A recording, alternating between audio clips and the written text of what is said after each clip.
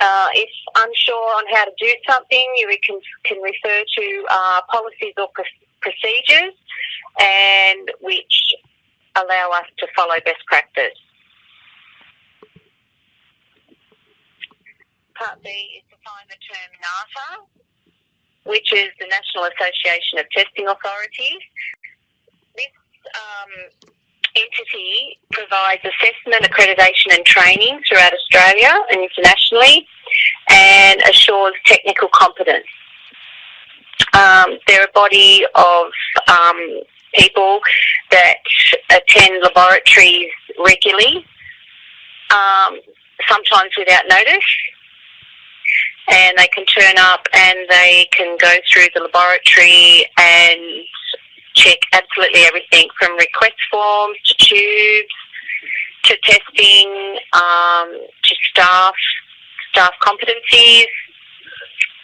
They can follow around the collectors and check that they're collecting correctly.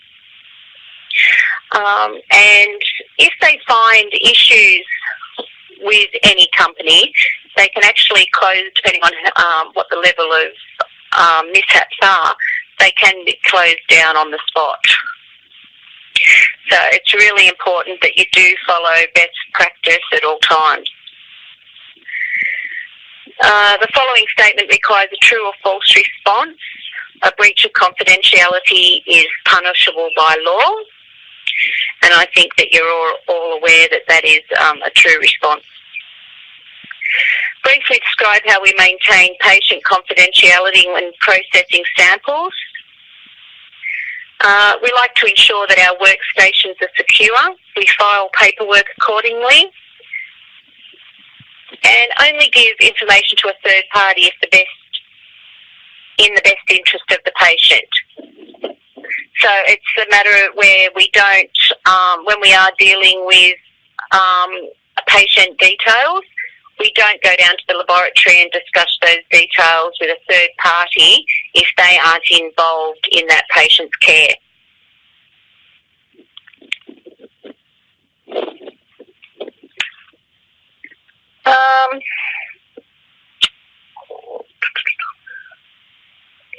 Okay, so section 2, briefly explain the term PPE and when PPE is required to be used.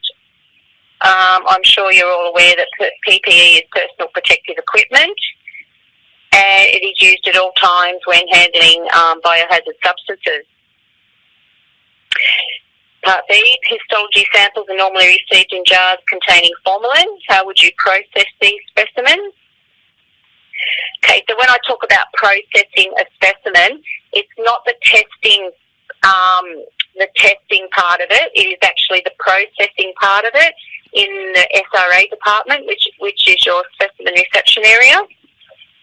So you wear your PPE, you ensure that lids are secure and there is no leakage at all, and that we process them always at room temperature.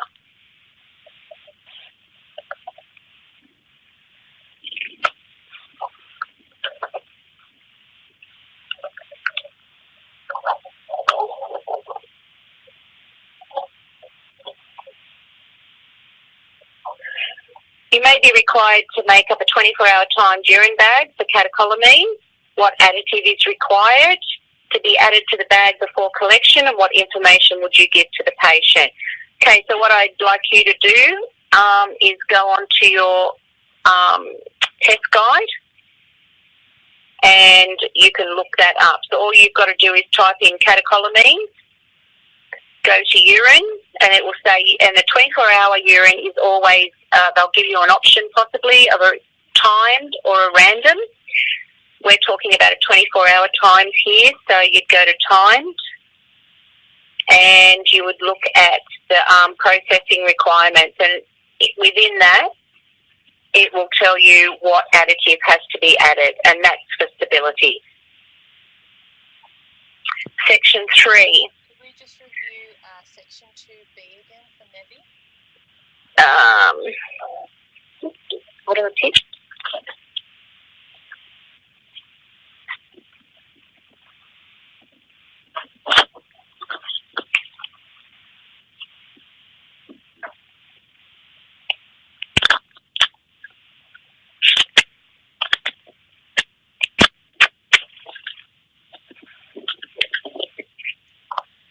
Sorry, Nettie. Section 2B is histology samples. So you, of course, wear your PPE as if you are processing a sample of any type, so you wear your PPE. We receive these samples from places like theatre because they're tissue samples, they're biopsies, and they're already in the formalin, so we want to make sure that the lids are secure before we actually package them off, and there's no leakage that destroys the labels. So we ensure that the lids are secure, and then we process them at room temperature. So we don't go and put them in the fridge, we keep them at room temperature, and that's how we send them off to the testing laboratory. Does that help?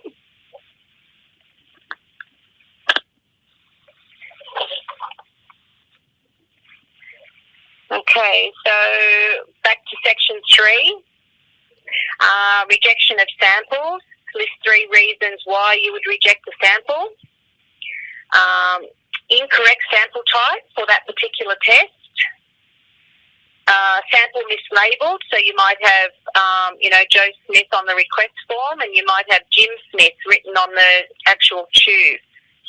So the sample is mislabeled. You may also have an unlabeled sample. You might have an insufficient sample where there's not enough blood or specimen type for that particular test, and the request form doesn't match the sample. So they're all reasons within the criteria for rejection. Part B is briefly explain what you do if you received an unlabeled sample. You would reject the sample. You would contact the person that collected the sample and advise them of the need to recollect. And you document all details as per company protocols. There are other protocols where the sample might be classed as a precious sample. And a precious sample is possibly a histology sample, which is tissue, so we can't go back and recollect a piece of tissue from the patient. Another one would be a pap smear. They're classed as precious samples. So in that case, there's documents that you would fill out. But you have to have the person that actually collected it to complete that paperwork. And then that gives you the right to label the sample yourself if that person is not available to come to you directly.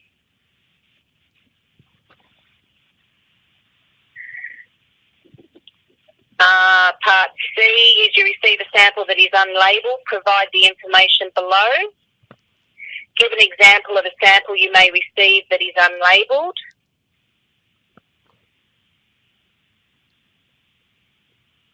Briefly explain under what circumstances you would not reject the sample listed.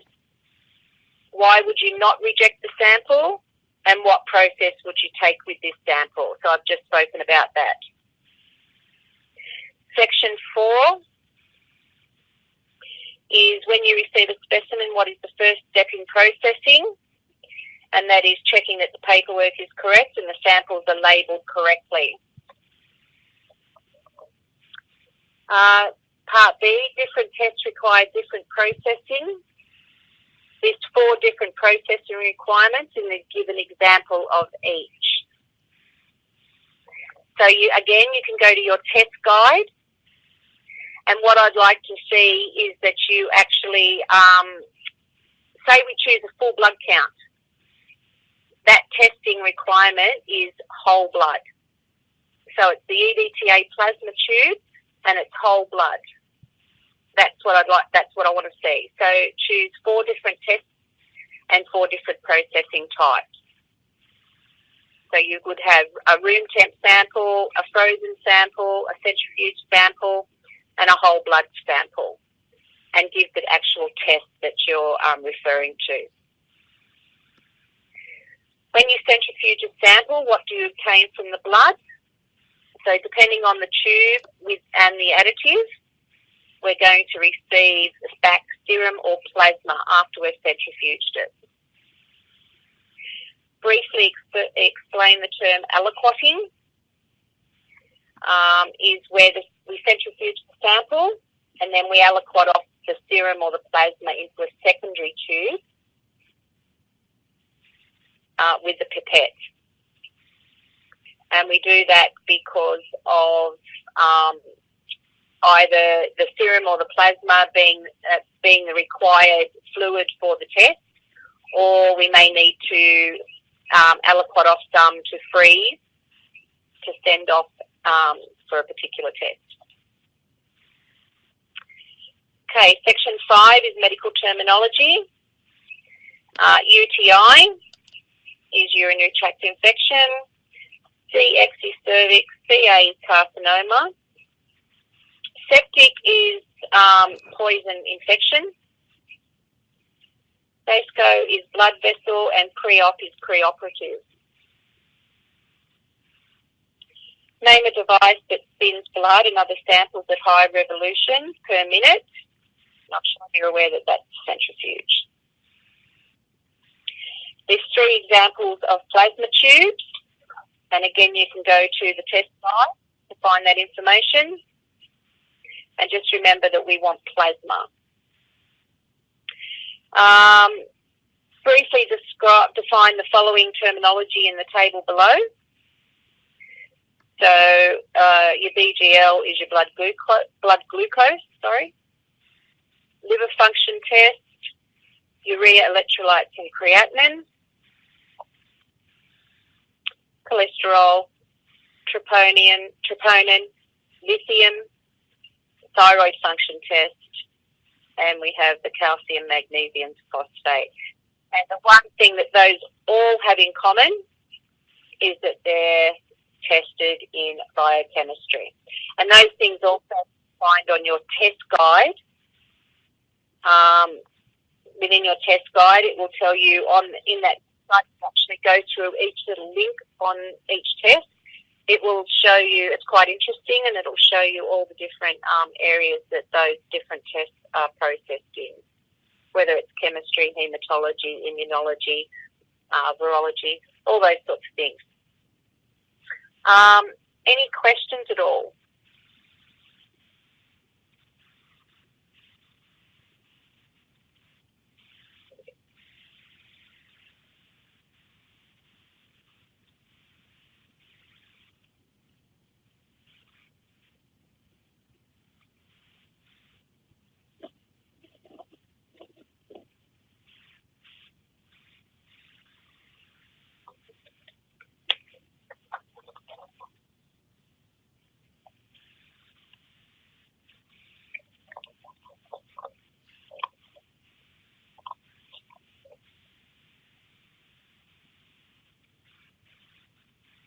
So, Needy, all you need to do, no, it wasn't microbiology, but all you need to do is go to your test guide, look up those tests. So you're going to put in blood glucose or a liver function test, and it will tell you on that test guide what department that is. It is biochemistry, but that's all you need to do. Any test at all, you need to look up those tests. And I'd like you to do that anyway before the 3rd day workshop, and we'll go over it again then.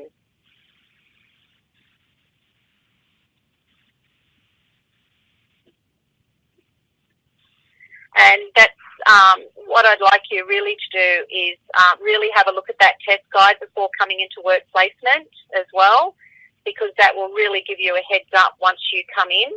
And depending on your time frame of work placement, it is good to really revise over that and that test guide and your order of draw,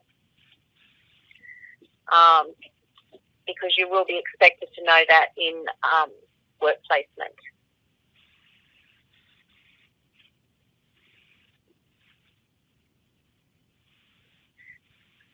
Did you get my message today, Needy?